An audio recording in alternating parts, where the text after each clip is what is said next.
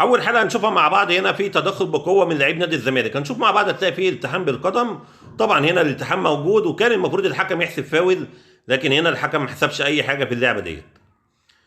نروح للحاله اللي بعديها وهنا فاول على لعيب بيراميدز. هنشوف مع بعض هتلاقي اللاعب وصل للكره وبعد كده كمل مع لعيب نادي الزمالك زي ما احنا مش شايفين مع بعض. طبعا ارتفاع القدم بالمستوى دوت ارتفاع خطر جدا، وهنا طبعا الفاول سليم والانذار كمان مستحق.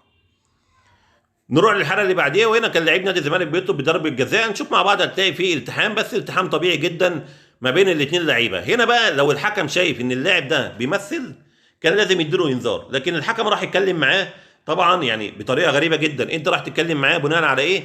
انت خلاص خدت القرار ان هي مش ضربه جزاء، خلاص الموضوع لو هو بيمثل روح اديله انذار، ولو هي فيها شك ان هي ضربه جزاء استنى وشوف الفار هيقول لك ايه. نروح للحاله اللي بعديها وهنا هتلاقي لعيب نادي الزمالك بيستخدم اليد وبيشد لعيب بيراميدز زي ما احنا شايفين مع بعض. طبعا هنا الشد واضح جدا. الطبيعي ان انت بتحسب فاول وبتدي اللاعب انذار علشان هنا بيستخدم اليد، واستخدام اليد يعني قوه زايده، فالطبيعي ان انت بتديله انذار. لكن اللي مش طبيعي ان انت ما تحسبش اي حاجه في اللعبه ديت. نروح للحاله اللي بعديها وهنا فاول على لعيب نادي الزمالك. هنشوف مع بعض هتلاقي اللاعب دايس برجليه على وش رجل لعيب نادي بيراميدز زي ما احنا شايفين مع بعض، وطبعا برضو الفاول اللي اتحسب. لكن برضو الطبيعي في اللعبه دي اللاعب بياخد انذار، ده الطبيعي وده اللي احنا شايفينه في كل المباريات، لكن هنا الحكم حسب فاول بدون انذار. نروح للحاله اللي بعديها وهنا فاول على لعيب بيراميدز. هنشوف مع بعض هتلاقي اللاعب وصل للكره ولعبها وبعد كده كمل بقوه مع لعيب نادي الزمالك، وهنا الحكم حسب فاول. طبعا هنا الفاول سليم والالتحام موجود وقرار الحكم قرار سليم. نروح للحاله اللي بعديها وهنا فاول على لعيب نادي الزمالك. هنشوف مع بعض هتلاقي اللاعب بيستخدم ايدين الاثنين مع لعيب بيراميدز. طبعا هنا الشد موجود والحكم اداله انذار، طبعا قرار الحكم قرار سليم.